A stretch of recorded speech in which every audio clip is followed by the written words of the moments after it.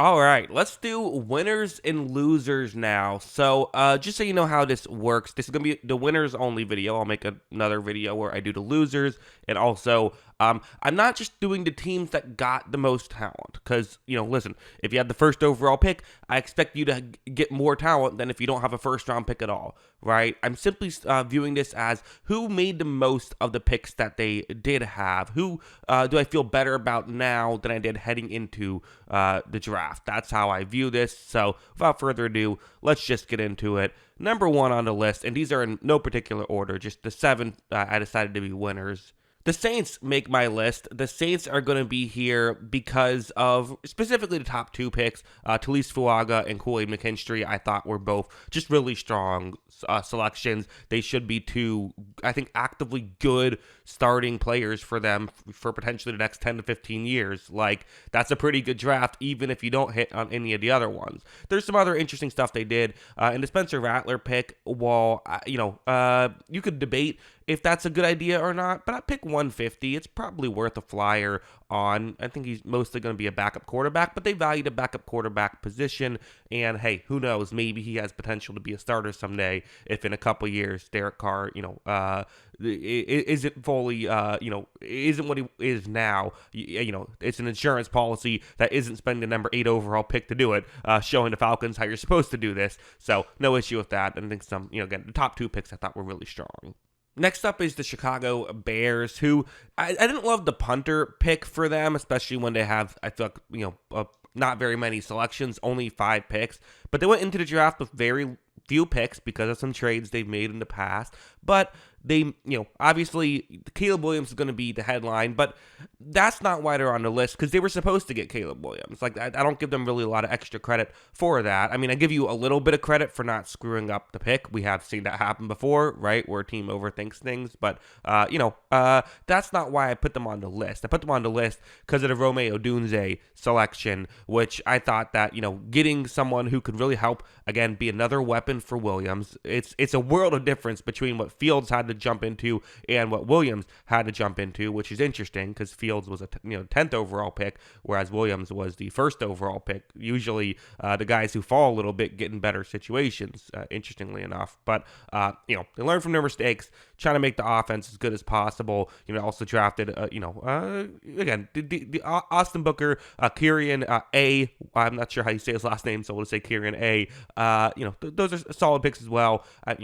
I should mention, if you haven't seen it, I've made breakdowns for every single team. So if you want to check out more on kind of the later picks, check that out. But yeah, really, Odunze really good. They're a winner for me. Next up is the Detroit Lions, who honestly with the Lions, it's funny because for me personally, when going through and doing my mock drafts and things like that, I think a lot of people were, I was constantly thinking, okay, they would love a corner, but the odds of a great corner falling to them where they're at, unlikely. Seems like there's a lot of good corners that'll get drafted right before them. I don't know why I never put it 2 and 2 together that maybe they would trade up for a corner, but that was a smart move by them to do something like that. They do trade up. They get Terrion Arnold, who is a lot of people's number 1 corner. He was number 12 on the consensus draft board, and they got him at 24, so that was really good. And they didn't just say, okay, we have our corner, we're good. Young players, we don't know how long it's going to take them to fully, hit their ceiling. So they went out and got Ennis Rakeshaw Jr., who is another player I really liked. I had him as a top 50 prospect. He was 38 on the consensus big board, and they drafted him at 61. So getting a couple of, really key players at a position of need to try and it's a position that I always talk about as one of the real underrated parts of football. Teams with good secondaries win Super Bowls. Look at the Kansas City Chiefs. Obviously Mahomes was the best thing about that team. The second best thing about that team was their secondary. You got to be able to cover. It's a passing league, which means first, you got to be able to pass the ball. They can do that. And second, you got to be able to defend the pass. And they weren't really able to do that effectively enough last year. This will help with that for sure. Big winners here. Next up is the Las Vegas Raiders, which, listen, I didn't love every single pick. A couple, DeMar Glaze was projected to go in the 150s. They drafted him at 77. Demetrian Richardson, was projected to be undrafted, and they got him at 112. So not every pick was a knockout out of the park for me.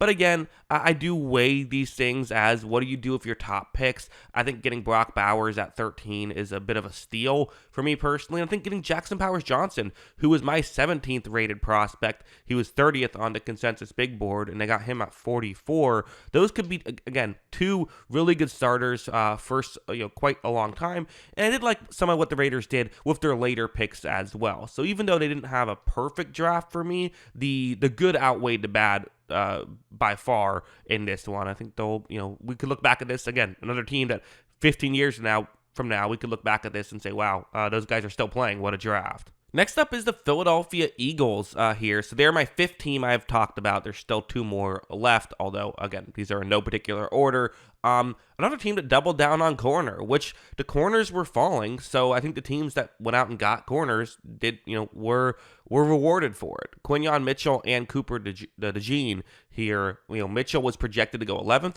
They got him at 22. DeJean was projected to go 18th. They got him at 40. And I think that they can do enough different things that I think they could both be starters. The Eagles are a team that tends to focus a little bit less on positional need, but this is a position of need. I mean, again, maybe Slay and Bradbury are awesome next year, but they're not going to be awesome for forever. So even if they are, you don't have to worry about it. And let's be honest, Bradbury had a rough year last year, so getting getting some depth there very much helps. Again, another team that I didn't love every selection, like the Jackson Hunt one wasn't maybe one I would have made at that spot. Bit of a reach for me, but there were some picks I really liked. I think, again, some guys that were massive steals according to the consensus big board. Jeremiah Trotter was projected to go 94th. They get him at 155. Johnny Wilson, a guy who made my top 10 wide receivers list at 10, but still getting him at pick 185. I get it. He's a unique prospect, all of that, but that's totally worth pick 185. Yeah, really, really strong draft the Eagles had, which is why they're a winner. Next up is the Patriots, who, again, we could argue about, did every pick hit? I mean, they did have a run of, after their first pick, the next three picks were all quote-unquote reaches according to the consensus big board, including the Caden Wallace pick, which was a reach by over 100 selections. He was projected to go 178th, went at 68. But the Drake May thing, that's what matters. I know all this other stuff does matter, and winning, in the margins here can really be the difference in what's a non-playoff team and playoff team and stuff like that. But what's the difference between playoff teams and Super Bowl champions is the quarterback a lot of times. And for someone like Drake May, I think that he's the second best quarterback in the draft. They got him at number 3. So because of that, I am definitely willing to say that, who knows what happens? Who knows how quarterbacks can work? It's all a guessing game pretty much, but you can make educated guesses. And my educated guess is that Drake May is the second best prospect. They got him at 3. Quarterbacks matter. And again, overdrafting a couple of, like Jalen Polk, sure, it's a quote-unquote overdraft, but they want to help out their young quarterback. They need to get receivers. They also got Javon Baker, so they also addressed that, the question of, well, it's a terrible situation for me to be in. It's a little bit better of a situation now than it was supposed to be on paper, so that helps as well. So, yeah, definitely, I think they have to be a winner for me. Finally, the Pittsburgh Steelers, who had 7 picks, and they ended up on the right side of the consensus big board in 4 out of their first 5 selections. The only time they weren't was Troy Fontenot, who was projected to go 21st, and they got him at 20, so that's basically a wash. And I think, they helped out the offensive line with Zach Frazier and Troy Fontenot.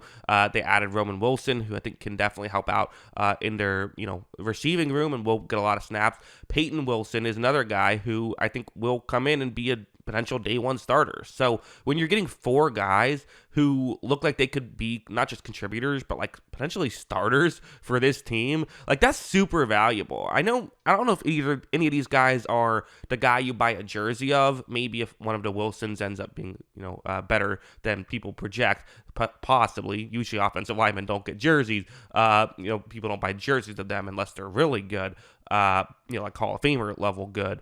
But at the same time, you have to view this and just say, like, hey, a really good draft is getting 4 starters. Like, if you do that consistently, you're going to win Super Bowls, basically. So, I'm not saying that I think the Steelers are going to win the Super Bowl, but just that I think that this could be what propels them to that next level of, instead of just being the one-and-done playoff team kind of every year, being a legit playoff team who can be a threat. So, really good stuff here. Those are the 7 winners. And to be honest, there was a lot I had to cut. If you're upset your team did not make it, there's very real chance I really liked your draft as well. I just didn't. I had to pick 7.